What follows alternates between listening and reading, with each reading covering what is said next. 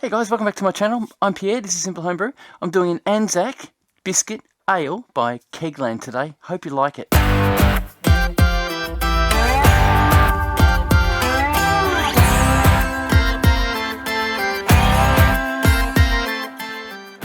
So this Anzac Biscuit Ale popped up on my screen the other day. I was having a look at a few recipes, see what I can do, and it is coming up to Anzac Day, so it's really cool.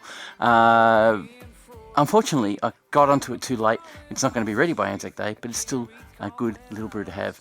So I'm going to unbox it. It's a kit made by Kegland. I'm hoping there'll be something good in it. Let's get started.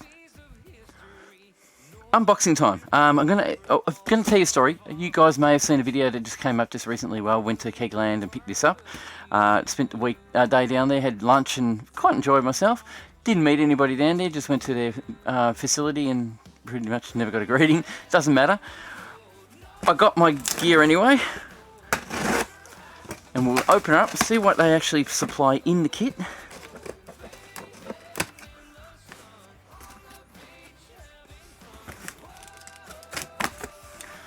Now this is an all grain kit. So this will it's tiny, isn't it? It's only a few little things. Bit of bubble wrap, which is probably not necessary.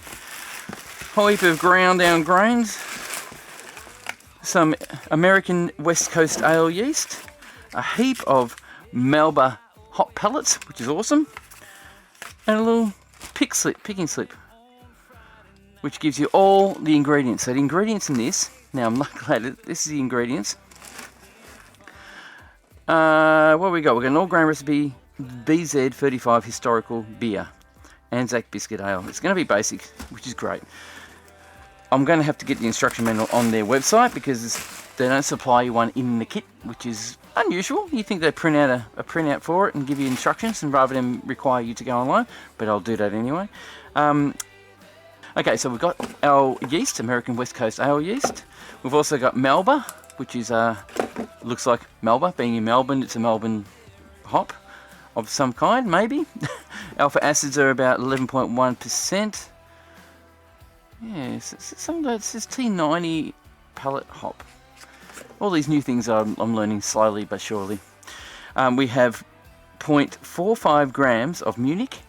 We have 0.45 grams of dark Munich. We have 0.45 grams of biscuit malt.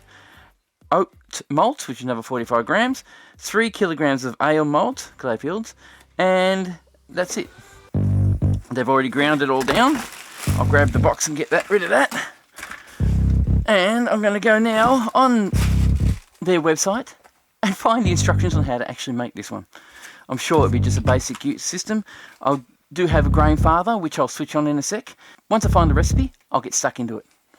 Cold hand, frozen feet, raindrops falling on the street. I can't recall when I last saw the sun. Summer's just a memory, a faded piece of history. No one can remember all the fun. The late night barbecue, zipping on a gin and juice.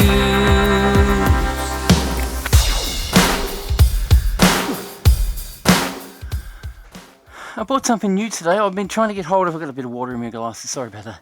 We're trying to get hold of a false bottom, and I also am trying to get hold of the new strainers with the rolled ends instead of the rubber seals, but I haven't been able to yet. That's still to come. But I've bought this. It was only 20 bucks or something from Kegland again.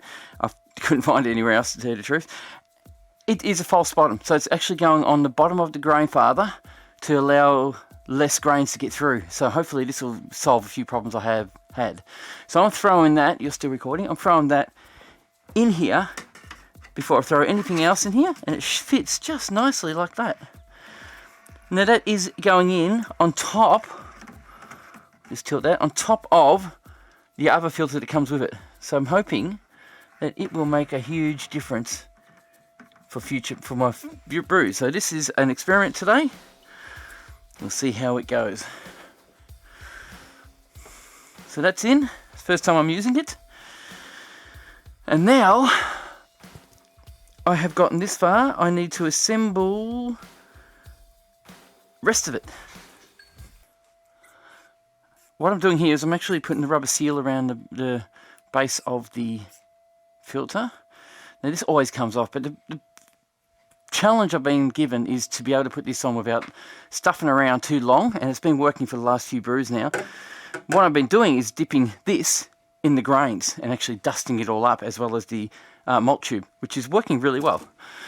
I'll just quickly clean my glasses. Nearly fell. Just splashed water up into my eyes. Now my kettle is now boiling. The boiler, oh, now that's even worse. Wait.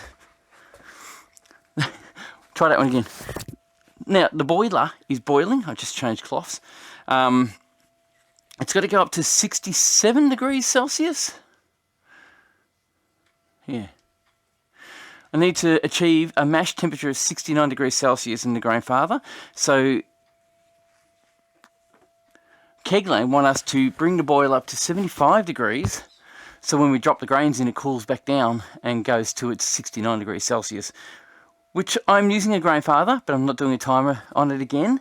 I'm doing it their way, and I'm going to try and do that. Okay, back to it.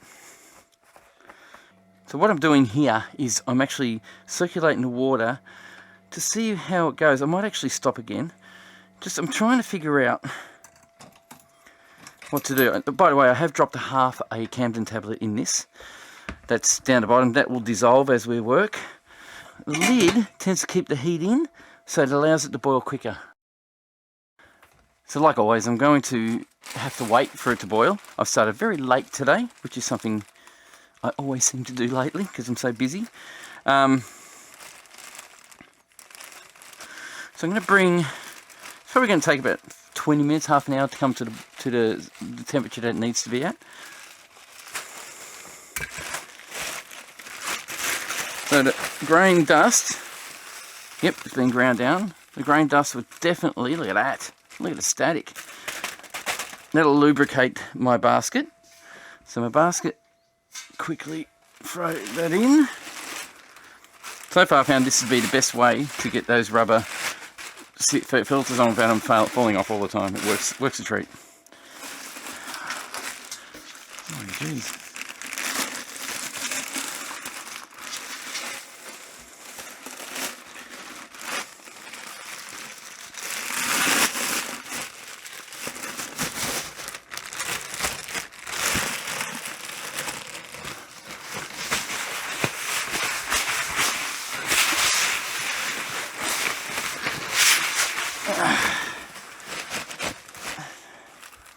Let it settle a bit.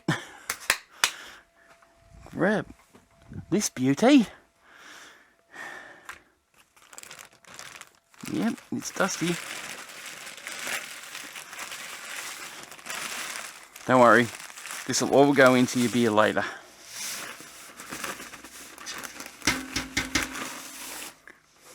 Pop that down out of the way. Pop that in.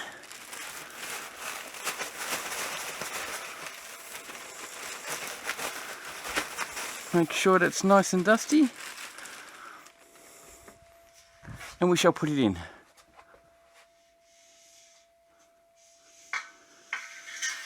Don't rush it, just get in there slowly. Just like that. It's so much better. Thank you to my subscribers for showing me that trick. I have been relishing in it since. Great, guys, thanks. Oh, you wouldn't believe it, would you? The rubber seal came off. It came off, look. Just as I was talking about saying thank you, the bloody thing came off.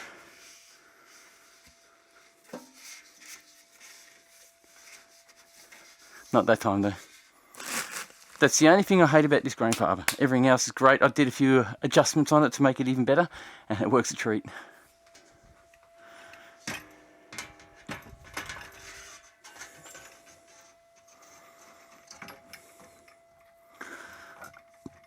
Well, you know what? That is actually touching the little pull ring at the bottom. Just by a little bit. Not much, but I think it'll be okay.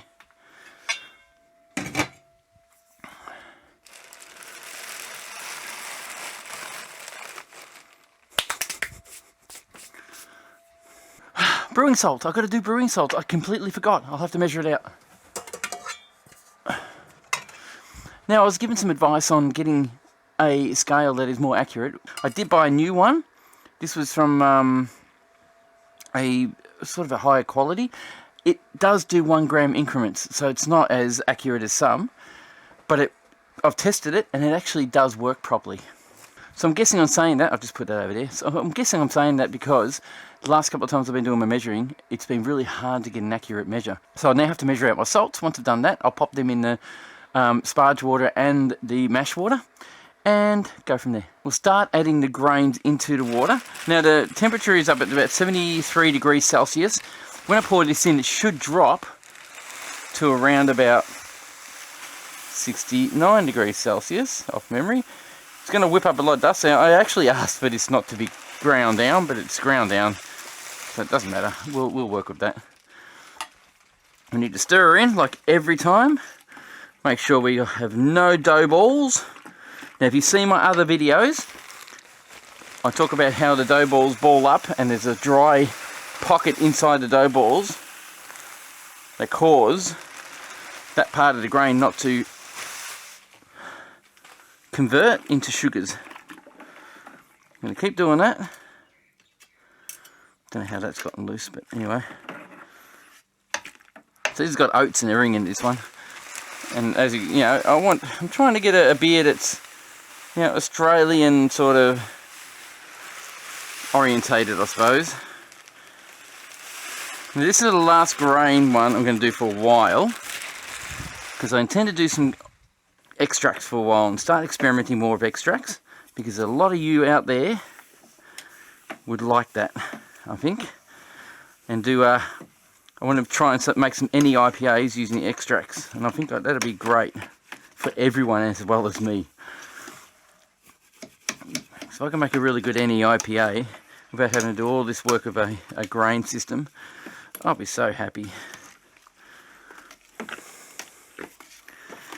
Now look at that, the top one went in nicely. Just push it in until it reaches that point. Pull the filter thing out. I'll pop this part in. Now I'm going to sit it here and let it sit for 10 minutes like they suggest, to allow the grains to just relax. At the moment I will just let it sit, set it for 10 minutes and come back to it and we'll start the circulation. Alright. Okay, it's been 10 minutes. We'll now start the circulation. Okay, just make sure that is down far enough. Yep. Onto the water. Oh, it actually tastes sweet already. That's amazing. I'll turn the pump on. I'll just circulate. Put that in a little bit better. Just let the fluids run through. It's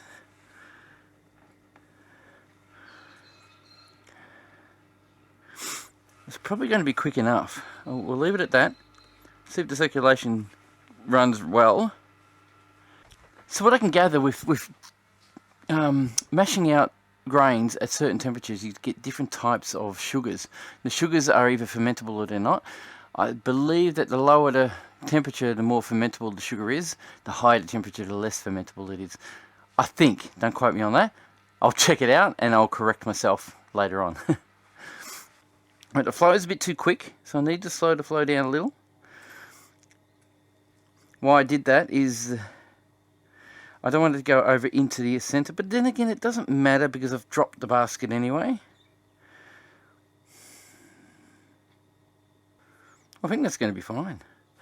I'm going to leave it at that. I'm going to set the timer for an hour.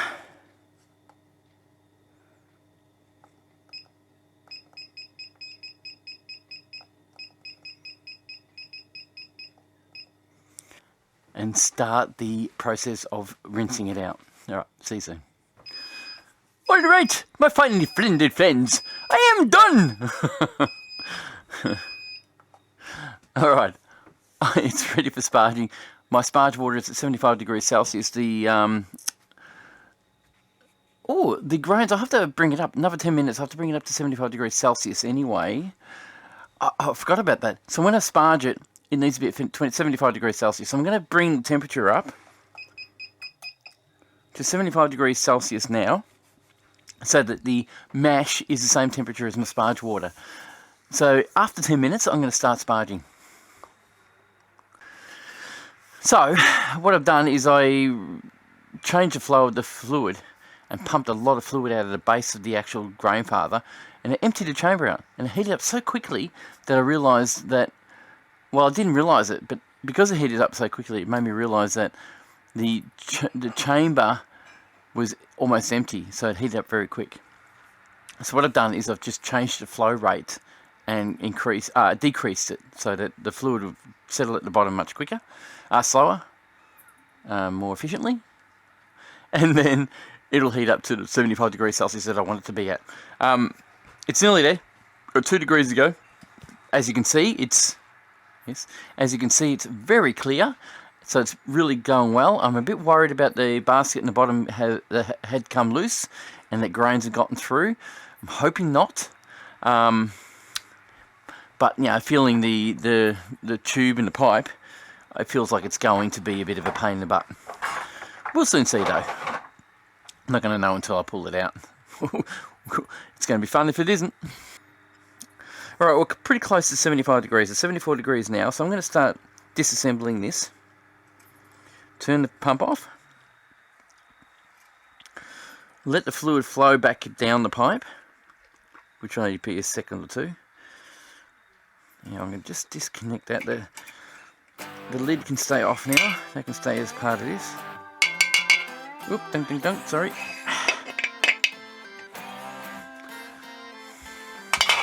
We'll pop that out the way. This is going to settle a little bit now as we're waiting. Our sparge water is around about 75 degrees Celsius, so we're going to start pouring our sparge water in here. That has been treated with salts as well. And I'm going to just keep my eye on how much water I'm putting in. It's very fast flowing, so it's running through very quickly. This is 1 litre. I'll just put 1 litre in. And what I'm doing is just washing the grains. So 1 litre comes to the top.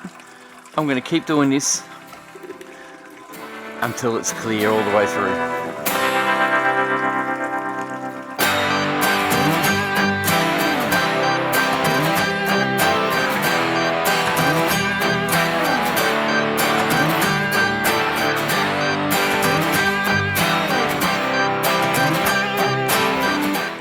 We need to bring the temperature up to about 100 degrees Celsius. Now we need to start doing that now. And I'll bring that up to 100.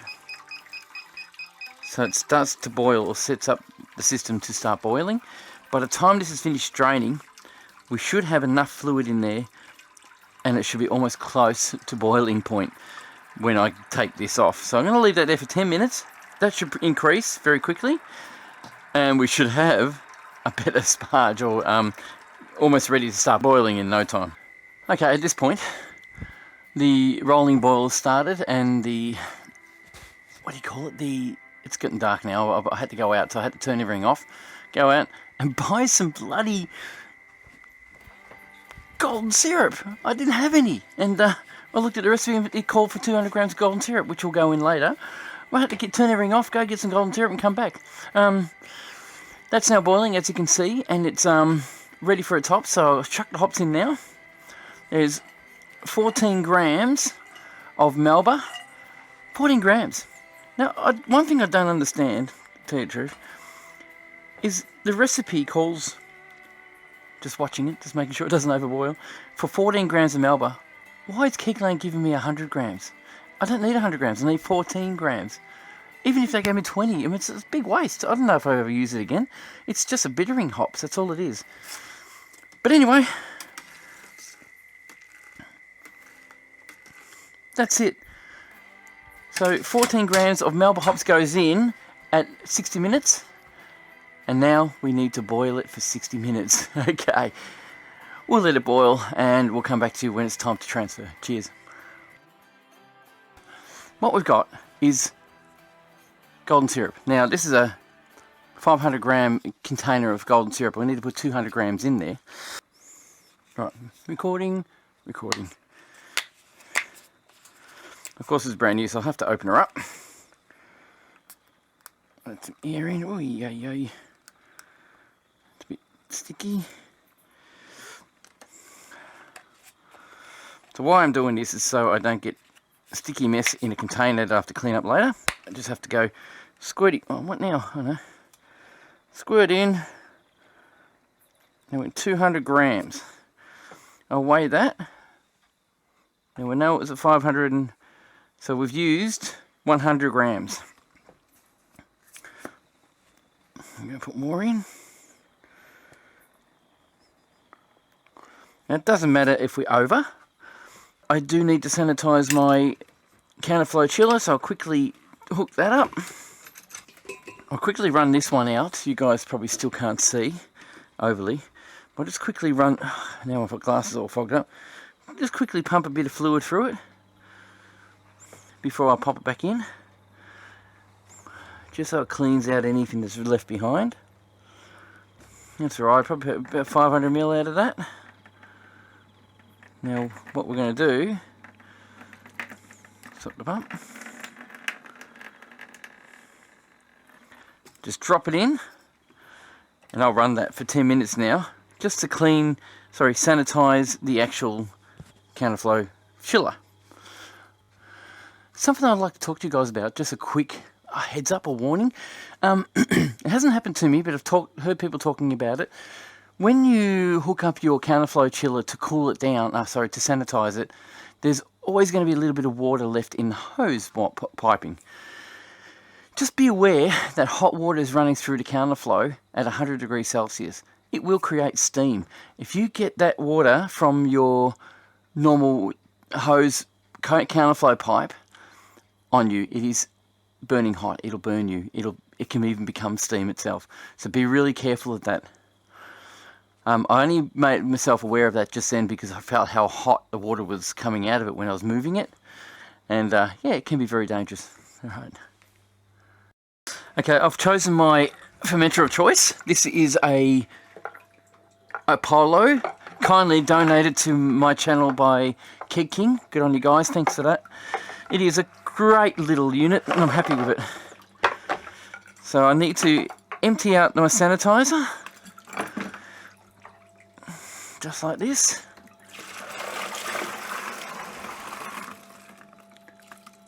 And lucky for me, I've created a little bit of a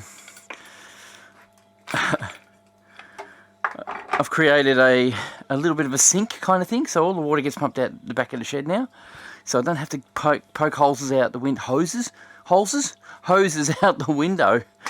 I let it just flow through my makeshift esky, which I use as an esky still, and as a drainage system. And it's just water, so it's going to be great. So the temperature has dropped down to about 60 degrees. I'm pretty sure it'll be coming out of this pipe now at around about 20 degrees. So I can now pump that into my fermenter, which is fully sanitized and clean.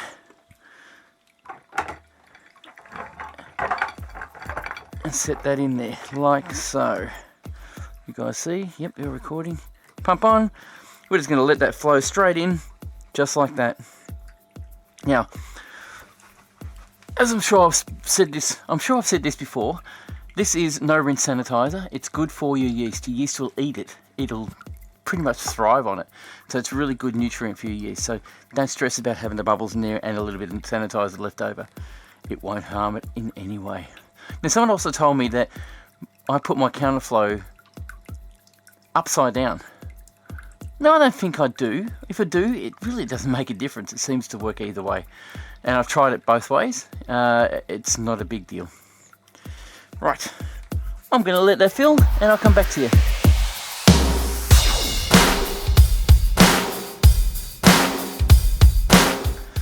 So I need to get a sample. I just remembered. I need to get a sample to get a original gravity reading. And yeah, I would like to taste it and see what it's like too. I didn't get a reading for the pH, which is meant to be 5.3-ish. So, oh well, what do you do? Right, I'm going to get my sample. This is at right temperature. Quickly, I'll carefully fill this one up. Now with this sample, I'm not going to throw it back in. I just want to test it first. We'll let that sit for a minute. Now it's meant to be 1.055, I believe. So what I've done is I've actually added an extra litre in there, and I just wanted to water it down a little to get the 23 litres you normally want to get.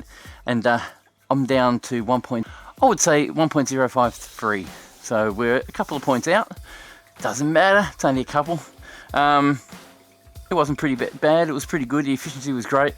Like I said, I've added more water, so I've actually added an extra litre than they said. And I did that just to be careful as to make that 23 litres, even though I'm not sure, but I think it was meant to be 19 or 20 litres. If that's the case, I stuffed up a little, but it's probably going to taste nice anyway. Alright, we'll keep going with it.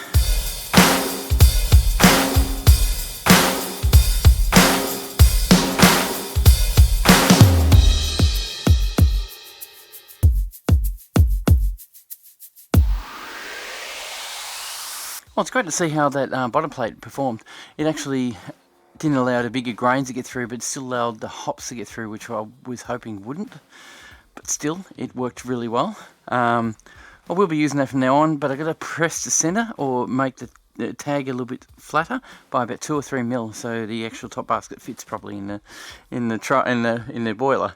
But other than that, the whole thing was successful. I'm just going to put the yeast in now.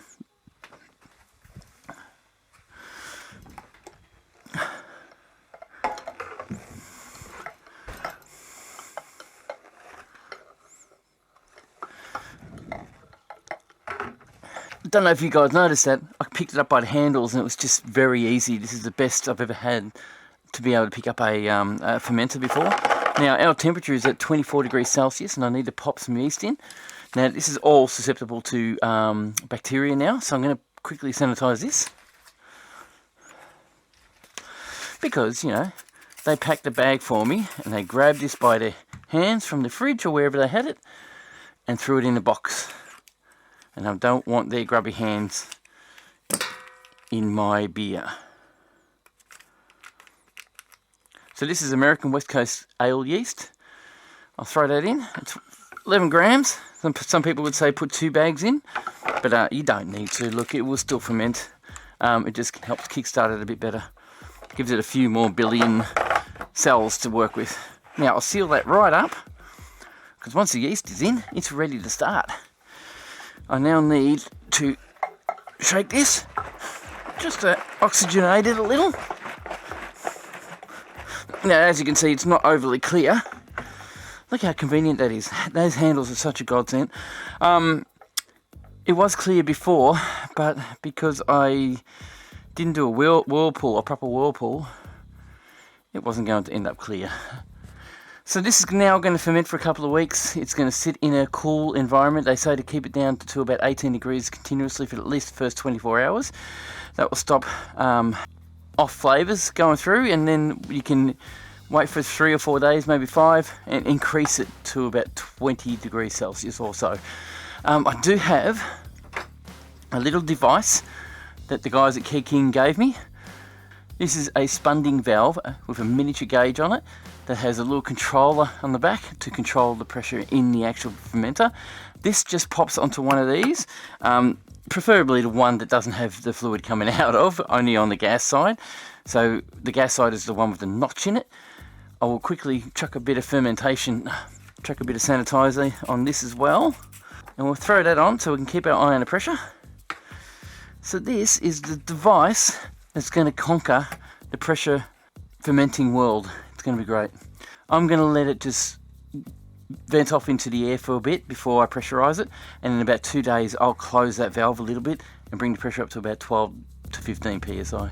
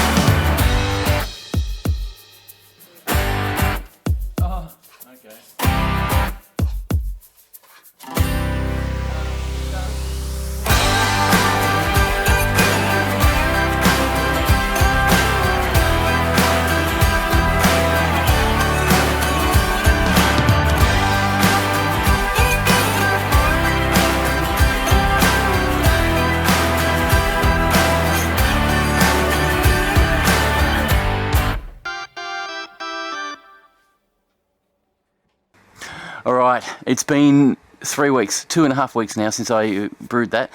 The fermentation has stopped. It's dropped down to 1.012 on the final gravity. I'm going to put it into a keg. So what I've got is my pressurised keg. It did have a spundy on there. I did take it off, which is really stupid. I actually took it off to show it, and I forgot to put it back on. If this pressurises now, while it was off, there was nothing to protect it other than this. How dumb am I? That's pretty dangerous, really. So I'll just throw it back on, just make sure to check, find out what pressure it's sitting at. Just put a bit of sanitizer on it. A bit of sanitizer on the toast as well. Just to check the pressure. Pressurised is about 15 psi, or no, it's just over, it's about 12 psi, so it's pretty good, it's fine. I'm going to leave that like that so I watch the pressure change, or if it changes. Now I need to transfer it into the keg, so I need a pipe to transfer it from this to the keg. So it's this bloke, which is filled with sanitizer and other things. So I've got to quickly purge this with gas as well to get the oxygen out. So how I'll do it is I'll actually fill my keg up and with gas, purge it a little bit, and use this as the purge. So it'll purge out whatever's inside here, clean it out with sanitizer, and be ready to go for a transfer. So this is my keg, of course. Right, so I've got this little valve. This is just a post, and it's got a little hole in the bottom. Once you pop it in, it'll actually allow the fluid to flow out of it. So what I do, I will pop it in here. I won't squeeze it yet because it's gonna come out. Pop it in here, allow it to squirt. And what I do is I'll just pump all the sanitizer out, and in turn that will sanitize my pipe, and as soon as it's finished it'll let carbon dioxide out through the pipe, and it'll carbonate, it'll take out the oxygen of my pipe as well. As you can hear, it's going through now. It's actually pumping out pretty hard. So now the CO2 is going in my pipe, and it's coming back out through here. It is just pumping pure carbon dioxide out of this pipe now. So once I purge that enough, which is pretty good, I'll just quickly swish that. That's sanitized and ready to go. I'll just turn the turn the vacuum, the pressure off. Pop the end off. That way we don't have oxygen going back in. Sorry about that. So that sanitizer is just sitting in the bucket over there. That'll stay there now. This now has sanitizer through it and it's cleaned.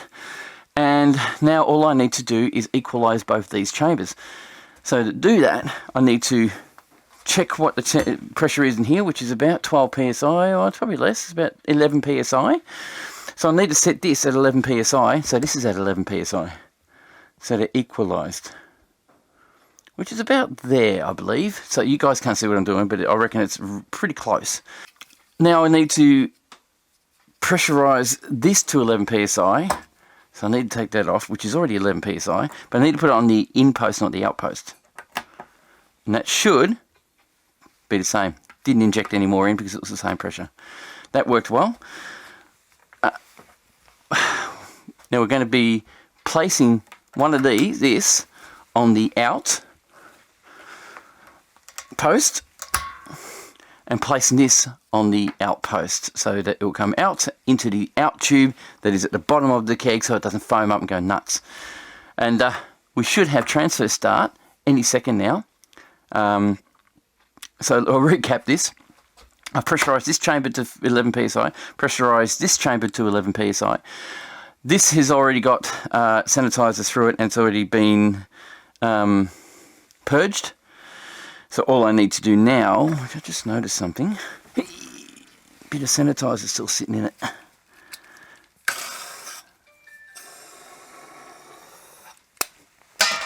There you go.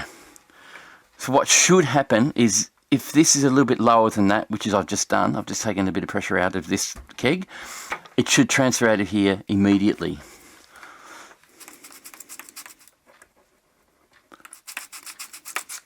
Just needed to clean. Where's my clot? Need to clean that because I don't want that in my beer. Alrighty.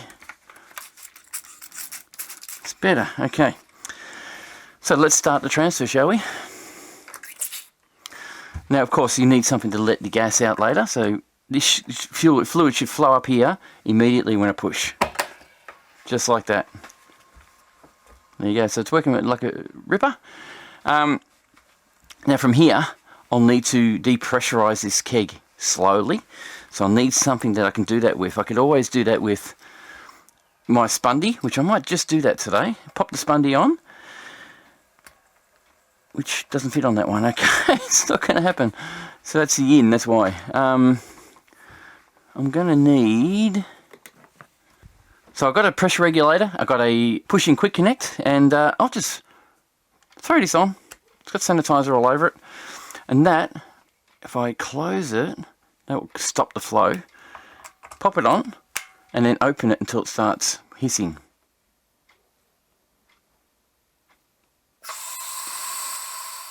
Now while it's hissing, there's gas coming out, and our fluid is transferring while it's hissing. We'll need to keep this pressure up, so I'll have to... No, it's working anyway. So it's running at about 10 psi at the moment, right through.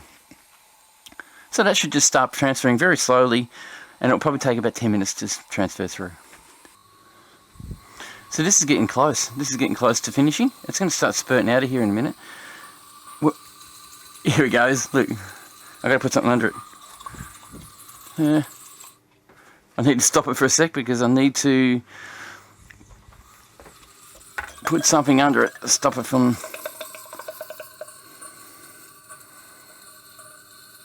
splattering and making an absolute mess. This is just at the end of its run.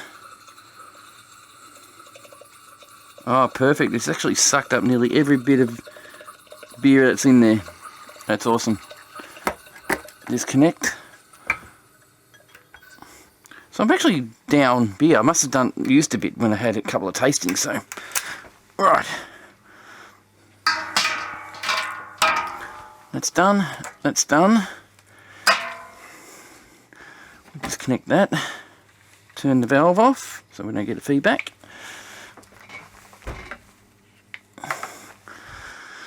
This guy's still under pressure, so we need to relieve that pressure. We don't have to do it now, but if you want to keep it for a little bit without cleaning it, you can keep the pressure in there and it won't go off. There won't be any bacteria getting in, so it'll keep it from getting mold and growth in there for weeks if you want to. That's what I'll do when I clean these. Normally I clean them as soon as I'm finished, but today I'm going to actually leave it, not depressurize and not let any oxygen in. And when I get enough vessels that I need to clean, I'll put them all together and clean them with my new keg washer. So this will save me a bit of time and mucking around. It won't go rotten in there, it will just stay fresh and just last. But basically the only thing that will happen is the yeast that's in there will just die eventually. Yeah, so I'll put that aside, get it out of the way. This is now pretty full. I want to take a sample. I need to take a sample really to just to test it. I found that this thing here is leaking, so that's going to be a problem. It's not leaking at the moment, so that's a good thing. That's good. It's not leaking at the moment. Now that's the in, so I've got to be careful. The in pipe, and this is the out. Last time the out one did leak, or one of them did anyway. Yeah, they're not leaking at the moment, so that's a good thing. I'll just test everything else. It's under 10 pounds of pressure at the moment, so I won't worry about spraying everything everywhere. I just want to make sure it's just not crazily everywhere on this. It's not leaking anywhere, so that's a good thing. So I'm going to take a sample. I'm going to try it. So if you guys have been watching my videos, I have just made a video on this little thing, a Quickie.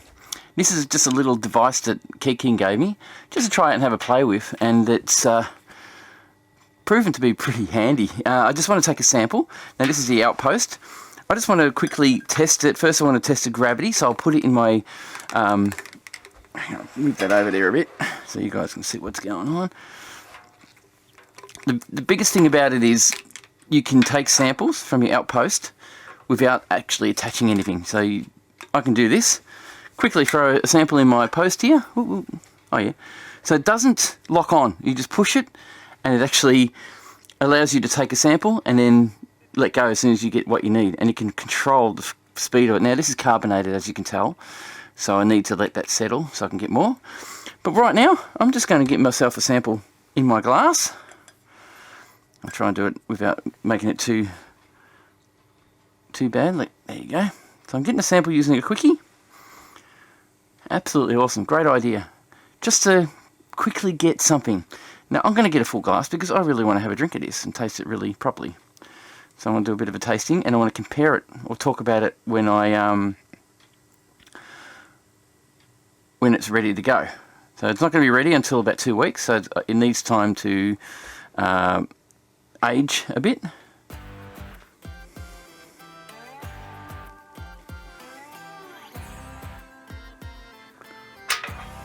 So it's not overly clear yet. It does have carbonation, as you can tell. It's got a bit of a head already. The smell smells like beer, just like beer. Almost like it should smell like beer, really. It does smell good. It smells malty.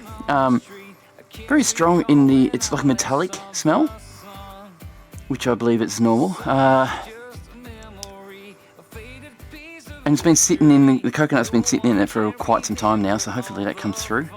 Now I can't smell any of the, what do you call it, the golden syrup I put in there, which is not a problem, but that doesn't matter.